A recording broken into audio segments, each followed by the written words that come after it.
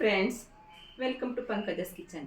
ಇವತ್ತಿನ ವಿಡಿಯೋದಲ್ಲಿ ತುಂಬ ಸುಲಭವಾಗಿ, ತುಂಬ ಕಡಿಮೆ ಟೈಮಲ್ಲಿ ಹಾಗೂ ತುಂಬ ರುಚಿಕರವಾಗಿರುವಂತಹ ಒಂದು ಈರುಳ್ಳಿ ಚಟ್ನಿನ ಮಾಡ್ತಾ ಇದ್ದೀನಿ.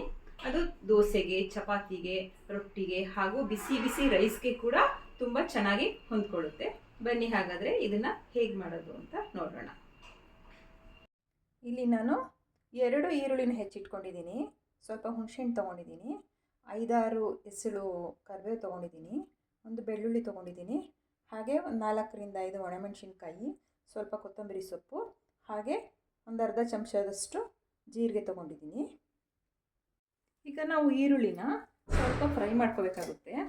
ಸೊ ನಾವು ಒಂದು ಪಾನ್ ಇಟ್ಕೊಂಡು ಸ್ವಲ್ಪ ಎಣ್ಣೆ ಹಾಕ್ಕೊಳ್ಳೋಣ.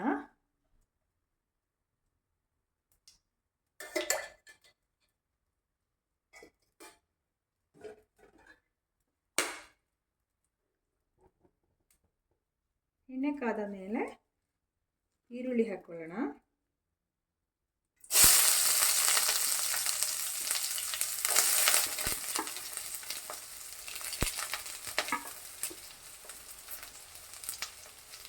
ಇದನ್ನು ಸ್ವಲ್ಪನೇ ಫ್ರೈ ಮಾಡಿಕೊಂಡ್ರೆ ಸಾಕು.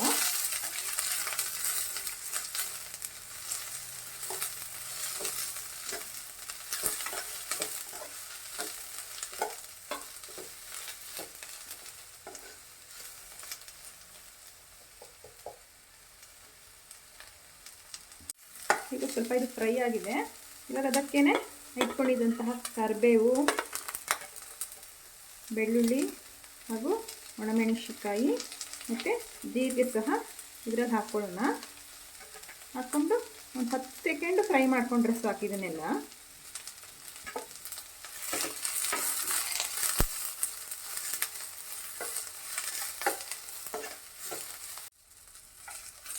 ಇವಾಗ ಇದು ಫ್ರೈ ಆಗಿದೆ, ಸಾಕು. ಸ್ಟವ್ ಆಫ್ ಮಾಡೋಣ. ಈಗ ಇದು ಸ್ವಲ್ಪ ಹೊತ್ತು ತಣ್ಣಗಾಗಲಿ, ನಂತರ ಇದನ್ನು ಗ್ರೈಂಡ್ ಮಾಡಿಕೊಂಡ್ರೆ ಈರುಳ್ಳಿ ಚಟ್ನಿ ರೆಡಿಯಾಗುತ್ತೆ. ಸೊ ಇವಾಗ ಇದು ತಣ್ಣಗಾಗಿದೆ. ಸೊ ಮಿಕ್ಸಿ ಜಾರಲ್ಲಿ ಹಾಕ್ಕೊಂಡು ಇವಾಗ ಗ್ರೈಂಡ್ ಮಾಡ್ಕೊಳ್ಳೋಣ. ಈಗ ಇದು ತಣ್ಣಗಾಗಿದೆ. ಸೊ ಇದನ್ನ ಇವಾಗ ನಾವು ಗ್ರೈಂಡ್ ಮಾಡ್ಕೊಳ್ಳೋಣ.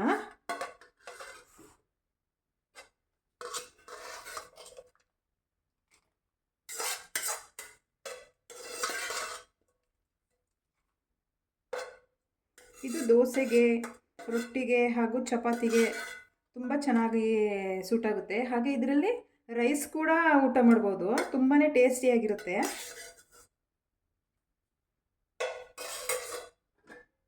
ಜೊತೆಗೆ ಹುಣಸೆಹಣ್ಣು, ಕೊತ್ತಂಬರಿ, ಹಾಗೆ ರುಚಿಗೆ ಸ್ವಲ್ಪ ಉಪ್ಪು ಸೇರಿಸ್ಕೊಳ್ಳೋಣ.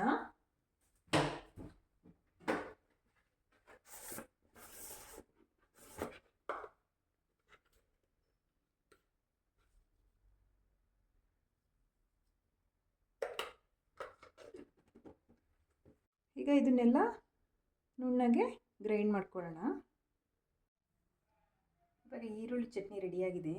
ಇದು ದೋಸೆಗೆ, ಚಪಾತಿಗೆ, ರೊಟ್ಟಿಗೆ ತುಂಬ ಚೆನ್ನಾಗಿ ಸೂಟಾಗುತ್ತೆ. ಹಾಗೆ ಬಿಸಿ ಬಿಸಿಯಾಗಿ ರೈಸ್ ಕೂಡ ಊಟ ಮಾಡ್ಬೋದು. ನಾನಿವತ್ತು ಇದನ್ನು ಚಪಾತಿ ಜೊತೆ ಸರ್ವ್ ಮಾಡ್ತಾಯಿದ್ದೀನಿ.